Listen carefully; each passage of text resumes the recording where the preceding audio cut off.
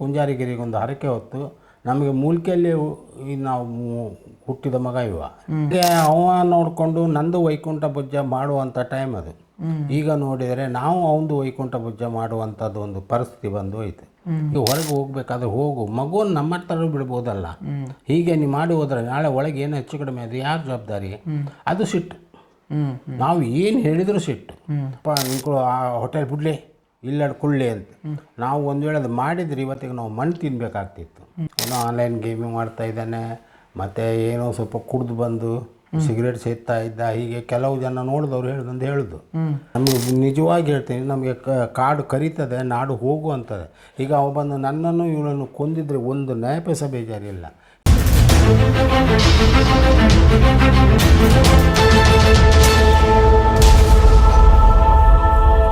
Small mellow and welcome to our YouTube family Kudla rampage. ನಮ್ಮ ಜೊತೆಗೆ ಇವತ್ತು ಜನಾರ್ದನ್ ಭಟ್ರವರಿದ್ದಾರೆ ಅಂತ ಹೇಳಿದ್ರೆ ಕಾರ್ತಿಕ್ ಭಟ್ರವರ ತಂದೆ.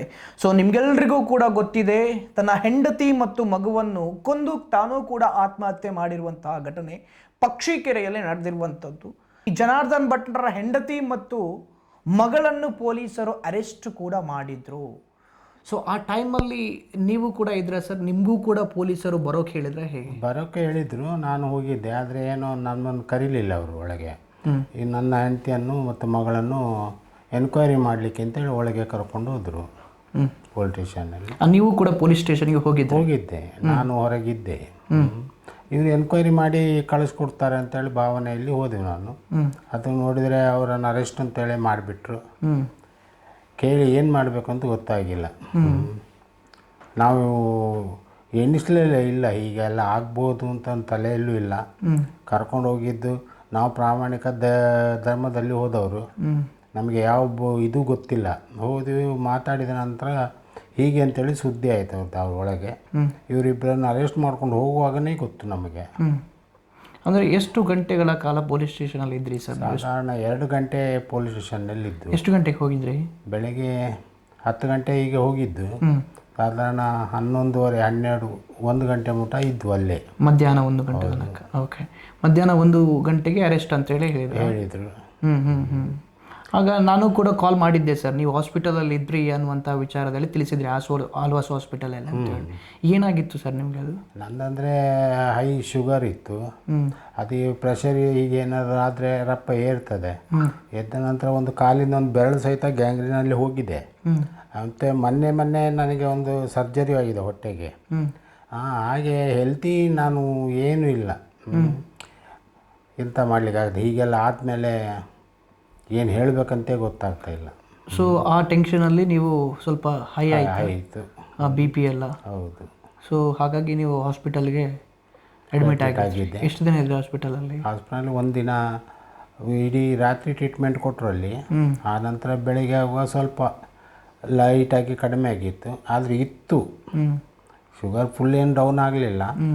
ಆದರೆ ಅನಿವಾರ್ಯ ಆಯಿತು, ಯಾಕಂದರೆ ಅಲ್ಲೇ ಅಡ್ಮಿಟ್ ಆಗಿದ್ದ ಈ ನನ್ನ ಮಗಳು ಮತ್ತು ಹೆಂಡತಿ ಇಬ್ಬರನ್ನು ಅರೆಸ್ಟ್ ಮಾಡ್ಕೊಂಡು ಮತ್ತೆ ಹೋದ್ರಲ್ಲ. ಆಗ ಸ್ವಲ್ಪ ಕಂಡೀಷನ್ ನಂದು ಸ್ವಲ್ಪ ಸೀರಿಯಸ್ ಇತ್ತು.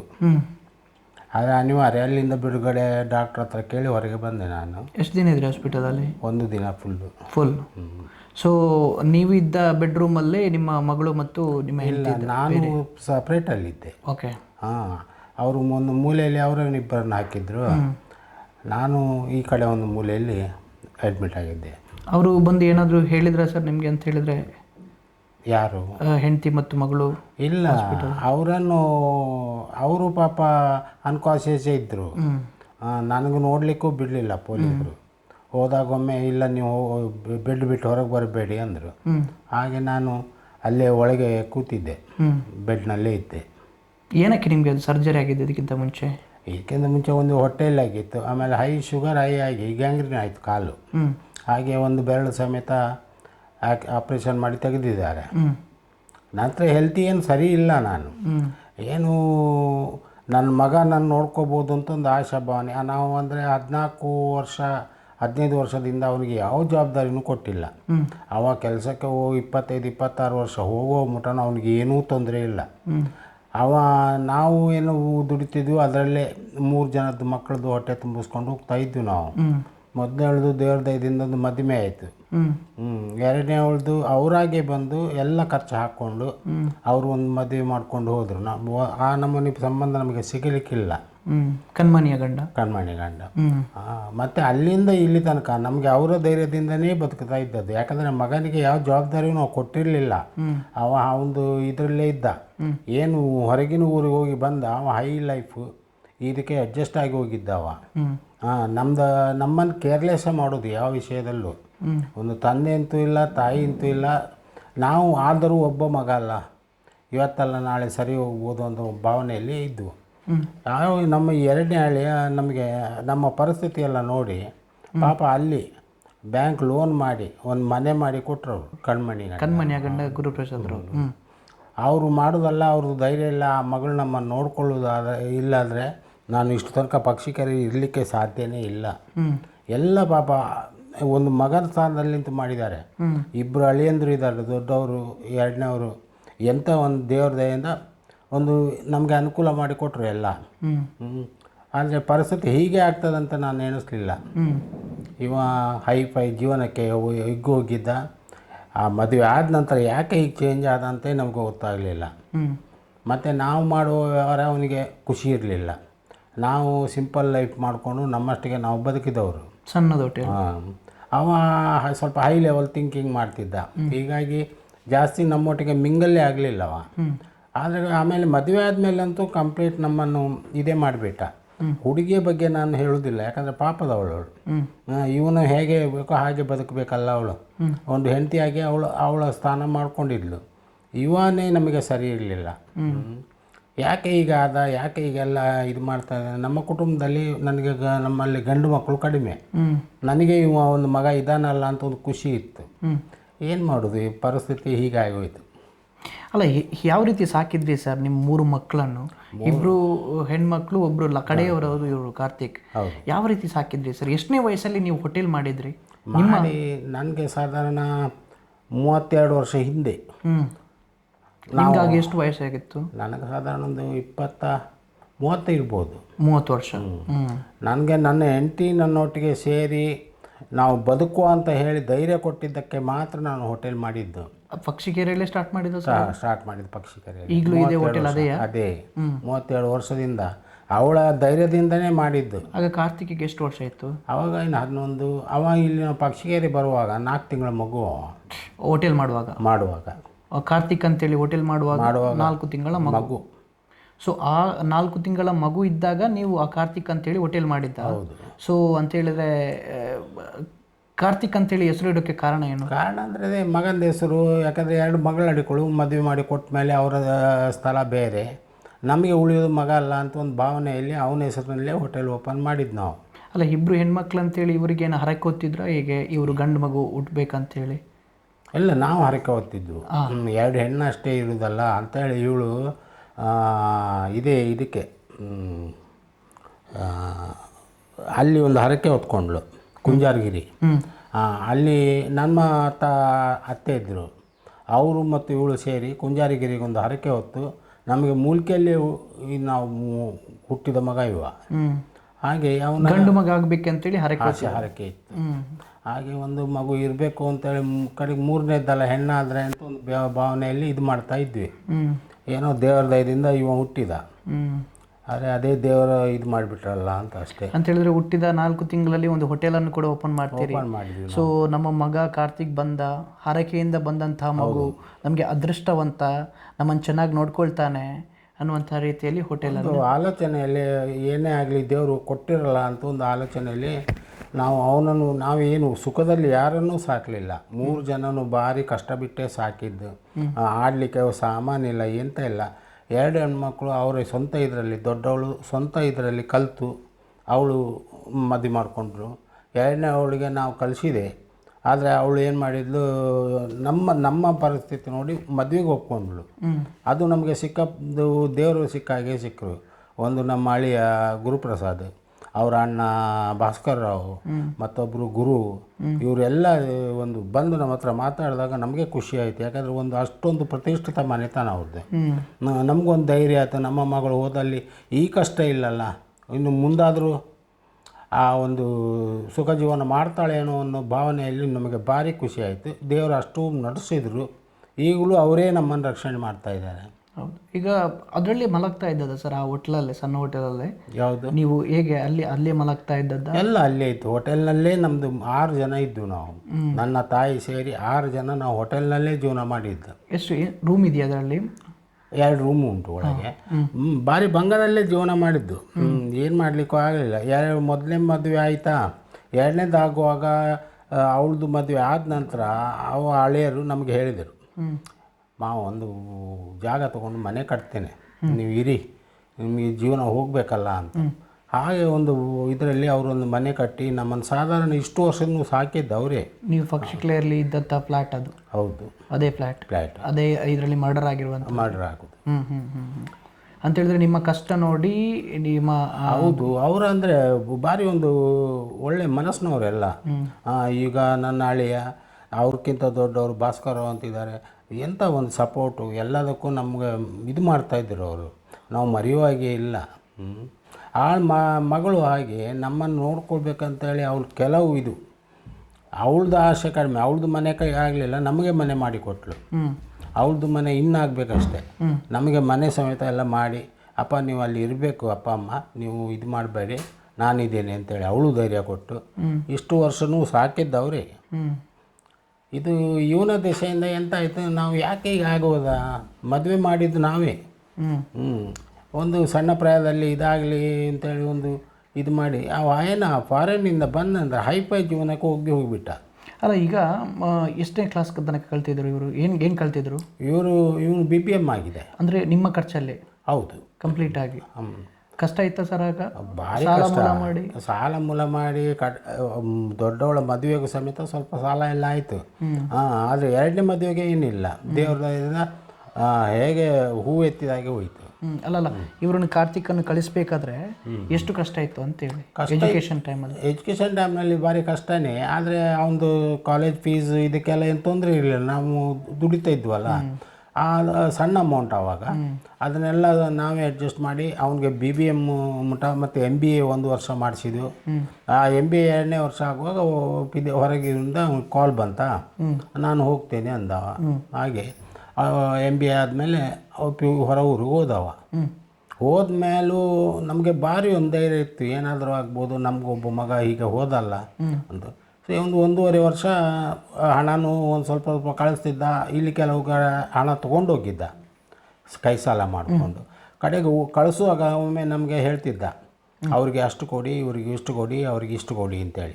ಏನು ಅವು ಅಲ್ಲಿ ಹೋದ ನಂತರ ನಾವು ಸ್ವಲ್ಪ ಆರ್ಥಿಕವಾಗಿ ಒಳ್ಳೇದಾಗ್ತೀವೇನೋ ಅನ್ನೋ ಒಂದು ಆಸೆಯಲ್ಲಿ ಬದುಕಿದ್ವು. ಅದು ಎಷ್ಟು 1.5 ವರ್ಷ ಅಲ್ಲಿ ಬಿಟ್ಟ ಇನ್ನೊಂದು ಕಡೆ ಹೋದ ಫಾರಿನ್ನಲ್ಲಿ. ಅವನ ಫ್ರೆಂಡ್ಸ್ ಬಂದವರು ಹೇಳ್ತಿದ್ರು, ಯಾಕೆ ಎಲ್ಲ ಕಡೆ ಜಗಳ ಮಾಡ್ಕೊಂಡು ಹೋಗ್ತಾನೆ, ಅದಕ್ಕೆ ನಾವು ಅವ್ರಿಗೆ ಹೇಳ್ತಿದ್ವು, ಸ್ವಲ್ಪ ಅವನನ್ನು ಸುಧಾರಿಸ್ಕೊಂಡು ಹೋಗಿ ಏನು. ಅದು ಸಾಧಾರಣ ಒಂದು 2 ವರ್ಷ ಆದ ನಂತರ ಮದುವೆದೊಂದು ಬಂತು ಮನಸ್ಸು ಅವನಿಗೆ. ಅವನ ತಾಯಿಗೆ ಹೇಳವ ಎಲ್ಲ, ಅವಳು ಒಂದು ಇದನ್ನೆಲ್ಲ ನೋಡ್ತಾ ಇದ್ದಲ್ಲ, ಹಾಗೆ ಕಡೆಗೆ ಅವಳಿಗೆ ಹೇಳ್ತಿದ್ದ, ಯಾಕೆ ಮದುವೆ ಮಾಡೋದಿಲ್ಲ ಅಂತ. ಕಡೆಗೆ ಇವಳು ಹುಡುಗಿನ ಹುಡುಕಿ ಒಳ್ಳೆ ಜನ ಅವರು, ನಾವು ಅವರನ್ನು ದೂಷ ಮಾಡೋದಿಲ್ಲ. ಅವ್ರದ್ದು ಮಗಳು ಹೋದ್ಲು, ನಮ್ಮದು ಮಗ ಹೋದ. ನನಗೆ ಎಕ್ಸ್ಟ್ರಾ ಒಂದು ಪುಳ್ಳಿ ಹೋಯ್ತು. ನಮ್ಮ ಉತ್ತರಾಧಿಕಾರಿ ಅವನೇ ಇದ್ದಲ್ಲ, ಅವನನ್ನು ತೆಗೆದ. ಯಾಕೆ ಈಗೆಲ್ಲ ಆಗಿ ಹೋಯ್ತು ಅಂತ ನನಗೆ ಗೊತ್ತಿಲ್ಲ. ನಾವೊಂದು 3 ವರ್ಷದಿಂದ ನಮ್ಮೊಟ್ಟಿಗೆ ಸರಿಯೂ ಇರಲಿಲ್ಲ, ಮಾತಾಡ್ತಾನೆ ಇರಲಿಲ್ಲ. ನಾನೇ ವಾರಕ್ಕೊಮ್ಮೆ ಫೋನ್ ಮಾಡಿ ಹೇಗಿದ್ಯಪ್ಪ, ಏನು ಮಾಡ್ತೀನಿ, ಮಾತಾಡ್ತಿರ್ಲಿಲ್ಲ. ಇಲ್ಲಿ ಫಾರಿನ್ಗೆ ಹೋಗುವಾಗ? ಅಲ್ಲಲ್ಲ, ಇಲ್ಲಿ ಮನೆಗೆ ಬಂದ ನಂತರ ನಿಮ್ಮ ಹತ್ರ ಮಾತಾಡ್ತಾನೆ ಇರಲಿಲ್ಲ 3 ವರ್ಷದಿಂದ. ಅಂದರೆ ಕಾಲೇಜಿಗೆ ಹೋಗು ಎಜುಕೇಷನ್ ಟೈಮಲ್ಲಿ ಈಗ ರಫ್ ಇದ್ರ ಕಾರ್ತಿಕ್ರವರು? ಇಲ್ಲಪ್ಪ, ಒಳ್ಳೆ ದುಡಿಮೆಗಾರ. ದಿನಕ್ಕೆ 2-3 ಕಡೆ ಕೆಲಸಕ್ಕೆ ಹೋಗ್ತಿದ್ದ. ಅಂದರೆ ನಮ್ಮಲ್ಲಿ ಬೆಳೆಸ್ಲಿಕ್ಕೆಲ್ಲ ಹೋದರೆ ಇದಾಗ್ತಿತ್ತಲ್ಲ, ಹಾಗೆ ಹೋಗ್ತಾ ಇದ್ದ. ಯಾವ ಕೆಲಸಕ್ಕೆ? ಈ ಇದು ಮಾಡಲಿಕ್ಕೆ, ಬೆಳೆಸ್ಲಿಕ್ಕೆ, ಊಟಕ್ಕೆ, ಮದುವೆಗೆ ಬಡಿಸ್ಲಿಕ್ಕೆ, ಹಾಗೆ ಎಲ್ಲದರಲ್ಲೂ ಆಕ್ಟಿವ್ ಹೋಗ್ತಾ ಇದ್ದ. ಅವರ ಖರ್ಚಿಗೆ ಮಾಡ್ತಾ ಇದ್ರು. ಎಜುಕೇಷನ್ಗೆ ಮಾತ್ರ ನಾವು ಕಷ್ಟ ಬಿಟ್ಟು ಎಲ್ಲ ಕೊಡ್ತಾ ಇದ್ವು.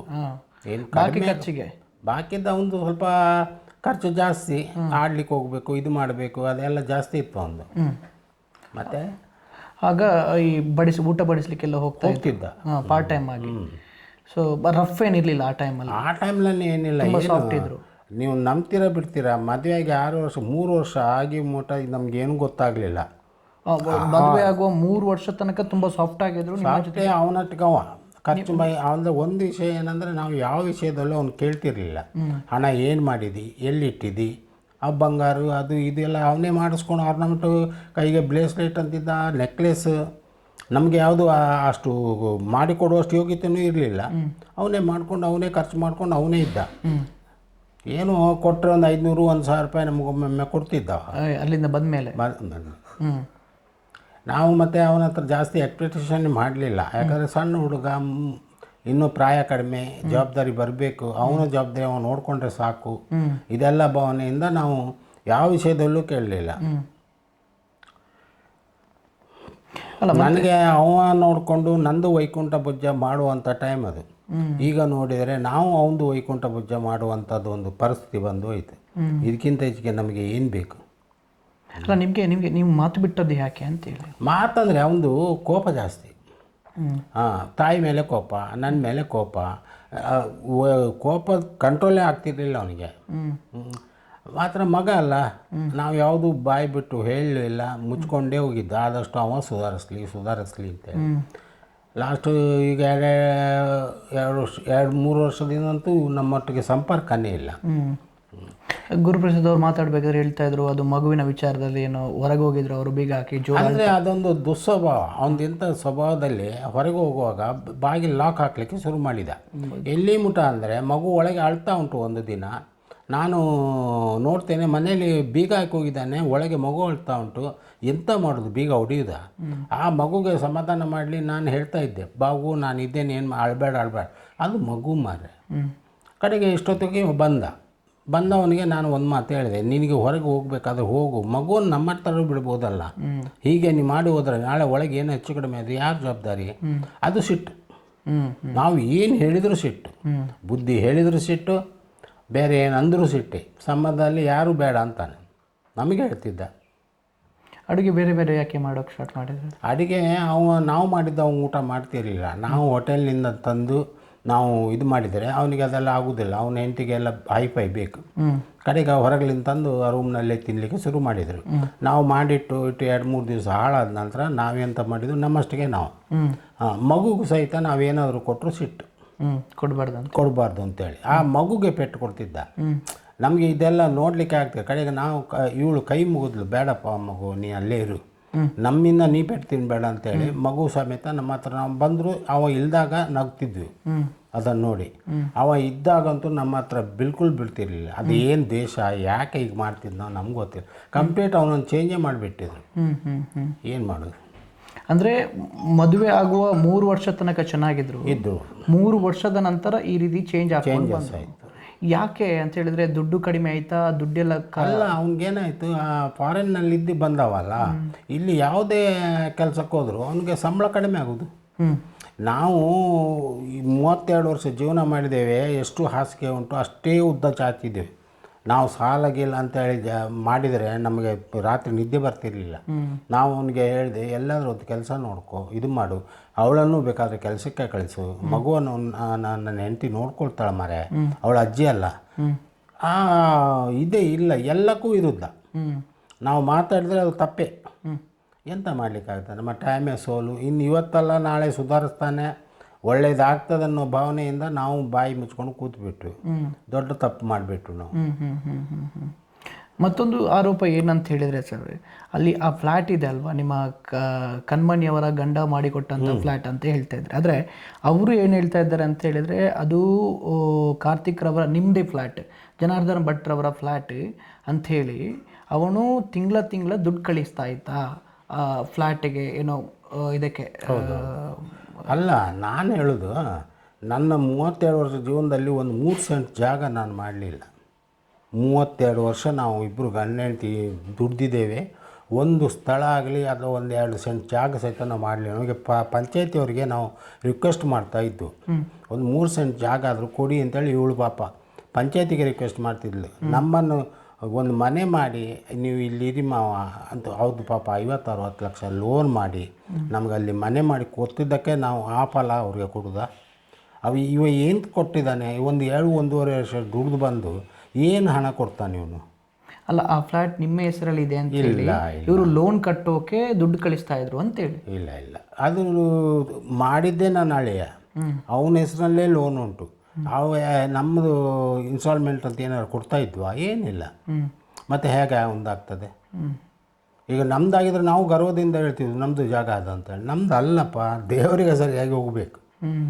ನಮಗೆ ಈ ಪ್ರಾಯದಲ್ಲಿ ಒಂದು ಇದು ಮಾಡಿದರೆ ಅದಕ್ಕೆ ದೇವರು ಮೆಚ್ಚುತ್ತಾನ? ನಮ್ಮನ್ನು ಸಾಕಿದ್ದೆ ಅವರೇ, ನನ್ನ ಮಗಳೇ ನಮ್ಮನ್ನು ಸಾಕಿದ್ದು.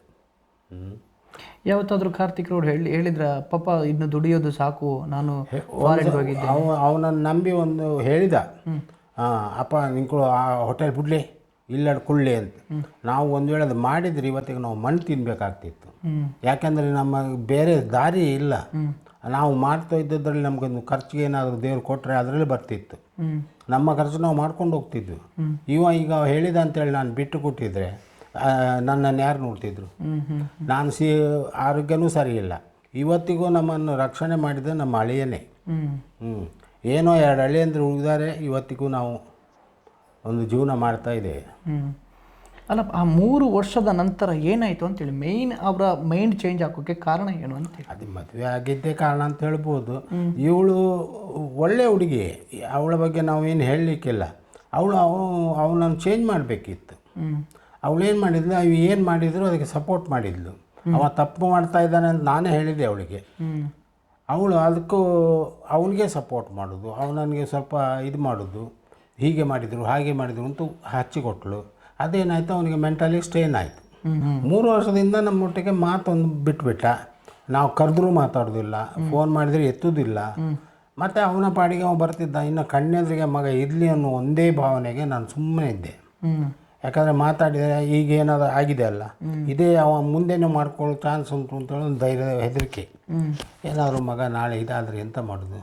ಹಾಗೆ ಇದ್ದಷ್ಟು ಸಮಯ ಎದುರಿಗೆ ಇರಲಿ, ಮತ್ತು ಅವನ ಜೀವನ ಅವನು ನೋಡ್ಕೊಳ್ತಾನೆ ಅಂತ ಒಂದು ಧೈರ್ಯ ಇತ್ತು. ಡೆತ್ ನೋಟ್ ನಿಮ್ಗೆ ಏನಾದರೂ ತೋರಿಸಿದಾರ? ಇಲ್ಲಪ್ಪ, ವಿಷಯನೇ ಗೊತ್ತಾಗಲಿಲ್ಲ. ಯಾಕೆ ನನಗೆ ಹೆಣ ಸಹಿತ ನೋಡಲಿಕ್ಕೆ ಬಿಡಲಿಲ್ಲ ಅವರು. ಈಗ 2 ಜನ ಒಳಗಿದ್ರಲ್ಲ, ನಮ್ಮನ್ನು ಒಳಗೆ ಹೋಗಲಿಕ್ಕೆ ಬಿಡಲಿಲ್ಲ. ನಾನು ಹೋಗಲಿಲ್ಲ, ಇವಳು ಹೋಗಲಿಲ್ಲ. ಅಂದರೆ ನಿಮಗೆ ಡೆತ್ ನೋಟಲ್ಲಿ ಏನು ಬರೆದಿದ್ದಾರೆ ಅಂತೇಳಿ ಗೊತ್ತಿಲ್ಲ. ಮತ್ತು ಅವನಿಗೆ ಅಭ್ಯಾಸ ಉಂಟು, ಇದೆಲ್ಲ ನಮ್ಗೆ ಗೊತ್ತಿಲ್ಲ. ಏನು ಅಲ್ಲಿ ಮೊಹಮ್ಮದ್ರ ಪರಿಚಯ ಇದೆ ನಿಮಗೆ? ನಮ್ಮ ಹೋಟೆಲ್ದು ಕಾಯಂ ಗಿರಕ್ಕೆ ಅವರು. ಹೌದು, ಮೊಹಮ್ಮದ್ರವರಿಗೆ ಜೊತೆಗೆ ಒಂದು ಮೋಸ ಮಾಡಿದ್ದಾರೆ ಅವರ ಬಂಗಾರ. ನನಗೆ ನಂತರ ಗೊತ್ತಾಯಿತು, ಅವರು ಒಳ್ಳೆ ಜನ. ಯಾಕೆ ಹೀಗೆ ಮಾಡಿದ? ಅವರು ಈಗ ಹೋಟೆಲಿಗೆ ಬರ್ತಾಯಿದ್ರು, ನನ್ನೊಟ್ಟಿಗೆ ಮಾತಾಡ್ತಿದ್ರು. ಒಂದು ಸಲ ಸುಮ್ಮನೆ ಈ ವಿಷಯದಲ್ಲಿ ಏನು ಹೇಳಲಿಲ್ಲ ಅವರು. ಭಾರಿ ಒಂದು ಮರ್ಯಾದೆ ಅವ್ರದ್ದು. ಆನ್ಲೈನ್ ಗೇಮಿಂಗಲ್ಲಿ ಇದ್ರು ಅನ್ನುವಂಥ ವಿಚಾರ ಹಂಗೆ ಆಮೇಲೆ ಸುದ್ದಿ ಇತ್ತು, ಏನೋ ಆನ್ಲೈನ್ ಗೇಮಿಂಗ್ ಮಾಡ್ತಾ ಇದ್ದಾನೆ, ಮತ್ತು ಏನೋ ಸ್ವಲ್ಪ ಕುಡಿದು ಬಂದು ಸಿಗರೇಟ್ ಸೇದ್ತಾ ಇದ್ದ. ಹೀಗೆ ಕೆಲವು ಜನ ನೋಡಿದವ್ರು ಹೇಳುದು. ಇನ್ನು ಮ್ಯಾಚುರ್ಡ್ ಅಲ್ಲ, 32 ವರ್ಷದ ಮಗ. ನಾನೇನು ಅವನಿಗೆ ಬುದ್ಧಿ ಕೊಡೋದು? ನಾನು ಆದಷ್ಟು ಸಮಾಧಾನದಿಂದ ಇರಲಿ, ಪ್ರಾಯದಲ್ಲೆಲ್ಲ ಆಗ್ತದಲ್ಲ ಅಂತ ಹೇಳ್ತಾ ಇದ್ದೆ. ಮತ್ತು ಅವ ಇಷ್ಟು ಇದಾಗ್ತಾನೆ ಅಂತ ನಮಗೆ ಕಲ್ಪನೆಯೇ ಇಲ್ಲ. ಅಲ್ಲ, ಈಗ ಎಲ್ಲರಲ್ಲಿ ಮೂಡುವಂಥ ಪ್ರಶ್ನೆ ಏನು ಅಂತ ಹೇಳಿದ್ರೆ, ಒಂದು ವೇಳೆ ತಂದೆ ತಾಯಿ ಏನಾದರೂ ಕಿರುಕುಳ ಕೊಟ್ಟಿದ್ರೆ ಅವರಿಗೆ ಏನಾದರೂ ಮಾಡ್ಬೋದಿತ್ತು, ಹೆಂಡತಿ ಮತ್ತು ಮಕ್ಕಳಿಗೆ ಯಾಕೆ ಮಾಡಿದ್ರು ಅಂತ. ನಾನು ಅದೇ ಲೆಕ್ಕ ಹಾಕಿದರೆ ಅವ ಬೇಕಾದ್ರೆ ನನಗೆ ಕೊಂದಿದ್ರು ಬೇಜಾರು ಇರಲಿಲ್ಲ ನನಗೆ. ನಮಗೆ ನಿಜವಾಗಿ ಹೇಳ್ತೀನಿ, ನಮಗೆ ಕಾಡು ಕರೀತದೆ, ನಾಡು ಹೋಗು ಅಂತದೆ. ಈಗ ಅವ ಬಂದು ನನ್ನನ್ನು ಇವಳನ್ನು ಕೊಂದಿದ್ರೆ ಒಂದು ನಯಪೈಸ ಬೇಜಾರಿಲ್ಲ. ಯಾಕಂದ್ರೆ ನಮ್ಮದು ಜೀವನನೇ ಮುಗಿದಿದೆ. ಆ ಜೀವನ ಇದ್ದ ಆತ ಮಗುವನ್ನು ಕೊಂದು ಆ ಹೆಂಡತಿಯನ್ನು ಕೊಲ್ಲುವಂಥ ಇದು ಏನಿತ್ತು? ಇವನಿಗೆಲ್ಲಾದರೂ ಕರ್ಕೊಂಡು ಹೋಗಿ ಜೀವನ ಮಾಡ್ಬೋದಿತ್ತಲ್ಲ, ಯಾಕೆ ಮಾಡಲಿಲ್ಲವ? ಇಷ್ಟು ಹೇಳಿ ಆಗಿಬಿಟ್ಟಲ್ಲ. ಹಾಗೆ ಒಂದು ನಮಗೆ ಒಂದು ಫೀಲಿಂಗ್ ಆಗ್ತದೆ. ಏನು ಹೇಳ್ತೀರಾ ಕಡೆಯದಾಗಿ ಈ ಎಲ್ಲ ಘಟನೆಯ ಬಗ್ಗೆ ಅಂತ ಹೇಳಿದ್ರೆ? ಒಬ್ಬ ತಂದೆ ಇದನ್ನು ಎಕ್ಸ್ಪೆಕ್ಟ್ ಮಾಡೋಕ್ಕೆ ಸಾಧ್ಯನೇ ಇಲ್ಲ ಅಂತ ಹೇಳಿದ್ರೆ, ನೀವು ಹೇಳಿದಾಗೆ ನಿಮ್ಮ ಇದಕ್ಕೆ ಅವರು ಇರಬೇಕಾಗಿತ್ತು, ನಿಮ್ಮ ಕಾರ್ಯ ಎಲ್ಲ ಅವರು ಮಾಡಬೇಕಾಗಿತ್ತು. ಸೊ ಅವರ ಕಾರ್ಯವನ್ನು ಮಾಡುವಂಥ ಸ್ಥಿತಿ ನಿಮಗೆ ಬಂದಿದೆ ಅಂತೇಳಿ ಅದೇ ಹೇಳೋದು. ಅದು ಈ ಅಸಹಾಯಕನ ಈಗ ನಮಗೆ ಅವನ ಕಾರ್ಯ ಮಾಡೋಷ್ಟು ನನ್ನ ನಂತರ ಏನಿಲ್ಲ. ಎಲ್ಲ ಈಗ ಮೊನ್ನೆನೂ ಎಲ್ಲ ಸುಧಾರಿಸಿದ್ದು. ನನ್ನ 2ನೇ ಹಳ್ಳಿಯ 1ನೇ ಹಳ್ಳಿಯ 2 ಹೆಣ್ಮಕ್ಳು ದೇವರು ಕೊಟ್ಟದ್ದು. ಈ ತಪ್ಪಿದ ಒಂದು ಇದು ನನಗೆ ಇದರಲ್ಲಿ ಭರ್ತಿ ಆಗ್ತಾ ಕಾಣ್ತದೆ. ಏನೋ ನಾನು ಮಾಡಿದ ಪುಣ್ಯದಿಂದ ಹೀಗೆ ಉಂಟು ಅಂತ. ಇಲ್ಲಾಂದರೆ ಅವಳ ಪರಿಸ್ಥಿತಿ ಏನು, ನನ್ನ ಪರಿಸ್ಥಿತಿ ಏನು? ಪಾಪ ಅವಳನ್ನು ಇದು 10 ದಿನ ಇಬ್ಬರನ್ನು ಒಳಗೆ ಹಾಕಿಟ್ರಲ್ಲ. ಒಂದೊಂದು ದಿನ ಎಣಿಸಿದರೆ ನಮ್ಮ ಯಾಕೆ ಬದುಕಬೇಕಂತ ಆಗಿದೆ. ಏನು ಮಾಡೋದು, ಟೈಮೇ ಆಗಿತ್ತು. ಆಗೋದನ್ನು ತಪ್ಪಿಸ್ಲಿಕ್ಕೆ ಯಾರಿಗೂ ಆಗೋದಿಲ್ಲಲ್ಲ. ಕೋರ್ಟು ಕಚೇರಿ ಪೊಲೀಸ್ ಸ್ಟೇಷನ್ ನೋಡಿದವರೆಲ್ಲ ಅಲ್ಲಪ್ಪ, ನಮಗೆ ಇನ್ನೂ ವಿಚಿತ್ರ ಆಗಿ ಹೋಯ್ತು. ಎಲ್ಲೆಲ್ಲಿ ಏನೇನು ಕೇಳಿ ಬಂದು ಏನೇನು ಮಾಡಿ ಬಂದು ಇದು ಯಾಕೆ ನಮಗೆ ಈ ಸ್ಥಿತಿಗೆ ತಂದ ಇವ ಅಂತ ಒಂದೇ.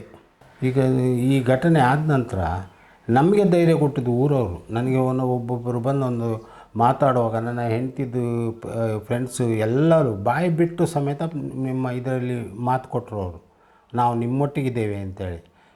ಅಷ್ಟೊಂದು ನಾವು ಆ ಊರಿನಲ್ಲಿ ಪ್ರೀತಿ ಗೌರವ ಸಂಪಾದನೆ ಮಾಡಿದ್ವು. ಹಣ ಮಾಡಲಿಲ್ಲ, ಪ್ರೀತಿ ಗೌರವ ಸಂಪಾದನೆ ಮಾಡಿದ್ವು.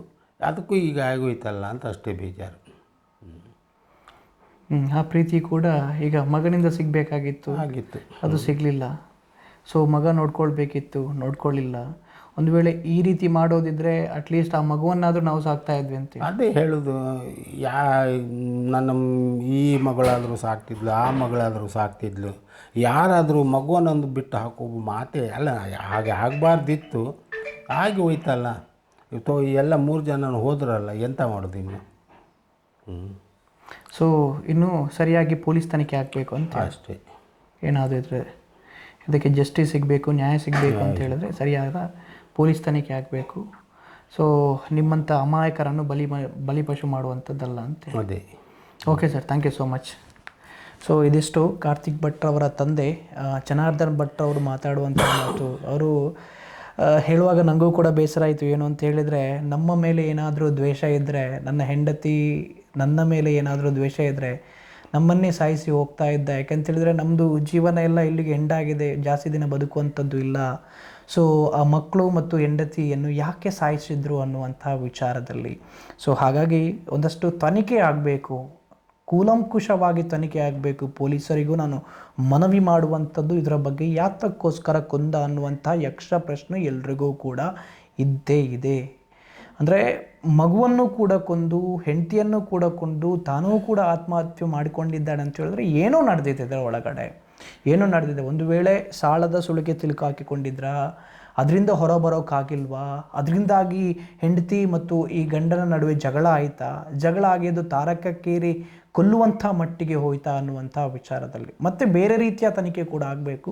ಒಂದಷ್ಟು ಇಬ್ಬರದ್ದು ಹೆಂಡತಿದ್ದು ಕಾಲ್ ರೆಕಾರ್ಡ್ ಆಗಿರ್ಬೋದು, ಗಂಡಂದು ಕಾಲ್ ರೆಕಾರ್ಡ್ ಆಗಿರ್ಬೋದು ತೆಗೆದ್ರೆ ಎಲ್ಲನೂ ಬಯಲಿಗೆ ಬರುತ್ತೆ. ಸೊ ಸರಿಯಾದ ತನಿಖೆ ಆದರೆ ಮಾತ್ರ ಸಾಧ್ಯ. ಯಾಕಂತ ಹೇಳಿದ್ರೆ ಈಗ ಒಂದು ಸೈಡಲ್ಲಿ ಇವರನ್ನು ದೂರ್ತಾರೆ, ತಂಗಿ ಆಗಿರ್ಬೋದು ಅಥವಾ ಇವರ ಹೆಂಡತಿ ಆಗಿರ್ಬೋದು ಅಂತ ಹೇಳಿದ್ರೆ ಕಾರ್ತಿಕ್ ಭಟ್ರ ತಾಯಿ ಆಗಿರ್ಬೋದು, ಇವರುಗಳಿಂದ ಪ್ರಾಣ ಹೋಯಿತು ಮೂವರದು ಅನ್ನುವಂಥ ವಿಚಾರದಲ್ಲಿ ಡೆತ್ ನೋಟ್ ಬರೆದ್ರು ಅನ್ನುವಂಥ ವಿಚಾರದಲ್ಲೂ ಕೂಡ ಹೇಳ್ತಾ ಇದ್ದಾರೆ ಜನ. ಅದು ಸರಿ ಆಗಬೇಕು ಅಂತ ಹೇಳಿದ್ರೆ, ಪಾಪ ಚಿಕ್ಕ ಹೋಟ್ಲು ಇಟ್ಕೊಂಡು ದುಡ್ಕೊಂಡಿದ್ದ ಅವರು, ಚಿಕ್ಕ ಹೋಟ್ಲು, ನಾನು ಹೋಟ್ಲು ಕೂಡ ನಿಮಗೆ ತೋರಿಸಿದೆ ಎಷ್ಟು ಸಣ್ಣ ಹೋಟೆಲ್ ಅಂತೇಳಿ, ಅಲ್ಲೇ ಅವರು ವಾಸ ಮಾಡ್ತಾಯಿದ್ರು, ಅದರಲ್ಲೇ ಜೀವನ ನಡೆಸ್ತಾಯಿದ್ರು. 3 ಮಕ್ಕಳನ್ನು ಕೂಡ ಎಜುಕೇಷನ್ ಕೊಟ್ಟು ಒಂದು ಒಳ್ಳೆಯದಾಗಿ ಬೆಳೀತಾರೆ ಅನ್ನುವಂಥ ವಿಚಾರದಲ್ಲೂ ಕೂಡ ಇದ್ದಂಥವರು. ಸೊ ಹರಕೆಯಲ್ಲಿ ಹುಟ್ಟಿದಂಥ ಮಗ ಕಾರ್ತಿಕ್ ಭಟ್ರವರು. ಸೊ 4 ತಿಂಗಳು ಆಗುವಾಗ ಈ ಹೋಟೆಲನ್ನು ಕೂಡ ಓಪನ್ ಮಾಡ್ತಾರೆ.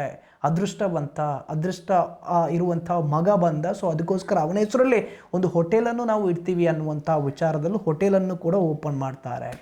ಆದರೆ ಕಡೆಗೆ ಕೊಟ್ಟು ಹೋಗಿರುವಂಥದ್ದು ಏನು, ತನ್ನ ತಂಗಿಯನ್ನು ಜೈಲಿಗೆ ಹಾಕುವಂಥ ವಿಚಾರವನ್ನು ಕೂಡ ಮಾಡಿದರು.